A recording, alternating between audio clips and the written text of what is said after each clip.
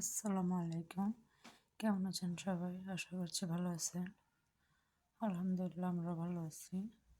নতুন একটা blog video নিয়ে এলাম আপনাদের মাঝে। আশা করি আমার ভিডিওটা আপনাদের ভালো লাগবে।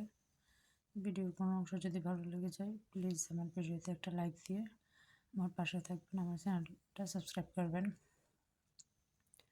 আজকে আমি একটা পিঠার রেসিপি শেয়ার করতেছি আপনাদের সাথে।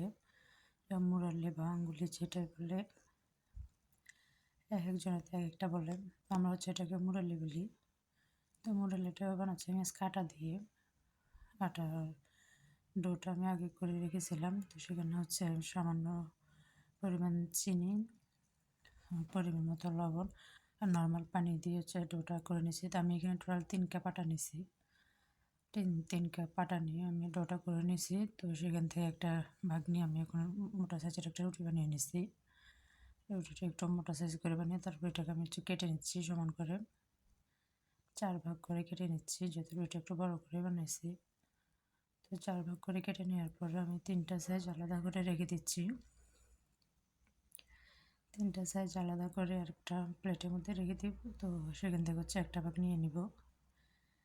একটা সেট নিয়ে সেটাকে আমি চিকন করে পিস পিস করে কেটে নেব। রুটিটা আর একটু মোটা করেও বানানো যায়, যারা মোটা পছন্দ করে তারা মোটা করে বানাইতে পারে। তো আমার কাছে মোটাটা অত বেশি ভালো লাগে না, একটু চিকন হলে সেটা মনে হয় একটু বেশি মুচমুচে হয়। তো আমি রুটিটা মোটামুটি পাতলাই হয়েছে। আর সেইভাবে এটা কেটে নিচ্ছি, একটু চিকন করে লম্বা করে এভাবে কেটে নিচ্ছি সবগুলো। আমার মুরলিগুলো বা আঙ্গুলি যেটা বলে, যে রুটিটা বেলে নিয়েছিলাম ওই রুটির আঙ্গুলিগুলো আমার কেটে নেওয়া হয়ে গেছে। এগুলো সবগুলো একসাথে থাকলে কিন্তু একটার সাথে একটা লেগে যাবে না, যেহেতু আটা করার সময় এখানে আমরা তেল দিছি। ওখানে পরিমাণ মতো তেল দিয়ে ময়দাটা মাখানোর সময় এই জন্য আর একটার সাথে একটা লেগে যাচ্ছে না। এই যে দেখেন আমার আঙ্গুলিগুলোর সাইজটা ঠিক কেমন, একদম মোটাও না একদম চিকন না, চাইলে আর একটু মোটা করে বানানো যায়। তো আমার কাছে এটাই ভালো লাগে। তো আমি চুলায় একটা কড়াই বসাইছি, এখানে পরিমাণ মতো তেল দিয়ে দিচ্ছি। তেলটা একদম সামান্য গরম, মানে হালকা গরমের মধ্যে পিঠাগুলো দিচ্ছি। একদম বেশি গরমের মধ্যে দিলে দেখা যাবে এটা উপরটা ভাজা হয়ে গেছে, ভিতরটা তেমন একটা ভাজা হবে না, কালো হয়ে যাবে। সামান্য তেল গরম করে নিয়ে ওটার মধ্যে একটা একটা করে দিয়ে দিচ্ছি। মোটামুটি আমার সবগুলো হয়ে গেছে। রুটি একটা রুটিতে যেগুলো হয়েছে ওগুলো সবগুলো হয়ে গেছে এখানে।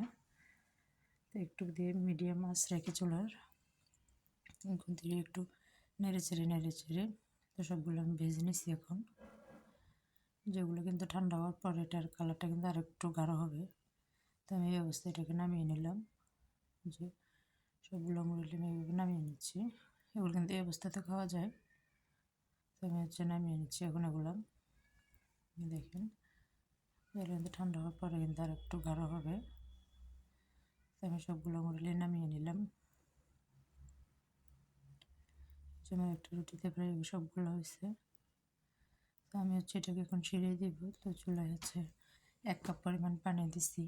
1 কাপ পরিমাণ পানির সাথে আমরা 2 কাপ পরিমাণ চিনি দেব। এই যে 2 কাপ পরিমাণ চিনি দিয়েছি। মিষ্টির পরিমাণটা যার যেমন ইচ্ছে আর কি, যারা মিষ্টি বেশি খেতে পছন্দ করেন তারা প্রায় চাইলে এখানে 3 কাপ পরিমাণ চিনি দিতে পারেন। তো আমার বাসায় মিষ্টিটা কেউ অত বেশি খায় না, তাই আমি 2 কাপ চিনি দিলাম। 3 কাপ আটাতে আমার প্রায় এইগুলো মুরালি হয়েছে।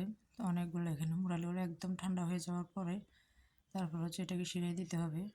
তা না হলে দেখা যাবে যে গরম অবস্থায় ছিঁড়ে দিলে সেটা ভিতরে ঢুকে ওগুলো চুপসে যাবে, মুচমুচে হবে না। যখন ঠান্ডা হয়ে যাবে পিঠাগুলো, ঠান্ডা হওয়ার পরে ওগুলো ছিঁড়ে দিলে তখন হবে কি চিনির যে শিরাটা এটা পিঠার উপরে থাকবে, ভিতরটা খুব ক্রিস্পি থাকবে। তো আমি পিঠাগুলো একদম ঠান্ডা হয়ে যাওয়ার পরে তারপর ওগুলো ছিঁড়ে দিছি। চুলার আঁচটা একদম মিডিয়াম করে দিয়ে ভালো করে নেড়ে চেড়ে তারপরে মিশিয়ে নিতে হবে। চিনি শিরাটা যখন সবগুলো পিঠার গায়ে গায়ে লেগে থাকবে তখন দেখা যাবে যে ভালো করে নাড়তে নাড়তে চিনিগুলো একটু শুকনো শুকনো হয়ে আসছে, পিঠার গায়ে লেগে গেছে। মিডিয়াম আঁচ করে আমি ভালো করে নেড়ে চেড়ে মিশিয়ে নিচ্ছি। তাই দেখেন পিঠাগুলো একদম সাদা সাদা হয়ে আসছে। সবগুলো শিরা আমার পিঠার সাথে মিশিয়ে একদম শুকনো শুকনো হয়ে গেছে। সবগুলো একটু কালারটা চেঞ্জ হয়ে গেছে। তো আমি সবগুলো পিঠাগুলো ঠান্ডা করে নিচ্ছি। ঠান্ডা করে পর ঠান্ডা হওয়ার আগে দেখা গেছে যে আমার অনেকগুলো পিঠা খাওয়া হয়ে গেছে, বাসার সবাই যেহেতু খুব পছন্দ করে এটা, অনেকগুলো খাওয়া হয়ে গেছে। বাকি যেগুলো ছিল ওগুলো আমি হচ্ছে বয়মে নিয়ে রেখেছি। এইভাবে বয়মের মধ্যে রেখে কিন্তু 1 থেকে 1.5 মাস পর্যন্ত খাওয়া যায়, এগুলো খুব মুচমুচে থাকে। আমার হচ্ছে 2 বয়মই হয়েছে, তো আমি এগুলো বয়মের মধ্যে ঢুকিয়ে রাখছি। তো এই পিঠাগুলো ঠান্ডা হতে দিতে দিতে হচ্ছে আমি একটু চা বসাইছি। পিঠাগুলো বয়মে নিতে নিতে পাশে চলে হচ্ছে চা বসাইছিলাম। তো এখন হচ্ছে চাটা নিয়ে নেব। চার পাশাপাশি হচ্ছে আমি একটু নুডলস আর একটু পায়েসও করে নিয়েছিলাম। দেখা যায় যে আমার বাসায় কেউ ঝালটা পছন্দ করে, কেউ মিষ্টিটা পছন্দ করে। তো আমি একটু নুডলস করছি, একটু পায়েস করছি। আগে থেকে একটু পপকর্ন ভাজা ছিল, তো ওগুলো একটু নিলাম। ওগুলো একটু নিয়ে নিয়েছি, সাথে চা বানাইছি। চা যেহেতু শুধু আমি খাবো সেজন্য অল্প করে নিয়েছি।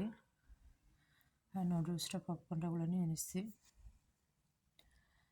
কয়েকটা বিস্কিট নিলাম, সাথে চকলেট ফ্লেভারের এই বিস্কিটগুলো।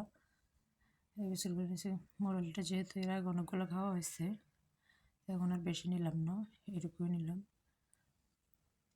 ভিডিওর শুরু থেকে এই পর্যন্ত যারা আমার সাথে ছিলেন সবাইকে জানাই অসংখ্য ধন্যবাদ। প্লিজ আমার ভিডিওটা যদি ভালো লেগে থাকে একটা লাইক দেবেন, আমার চ্যানেলটা সাবস্ক্রাইব করে আমার পাশে থাকবেন। দেখা হবে পরবর্তী আরেকটা ভিডিওতে।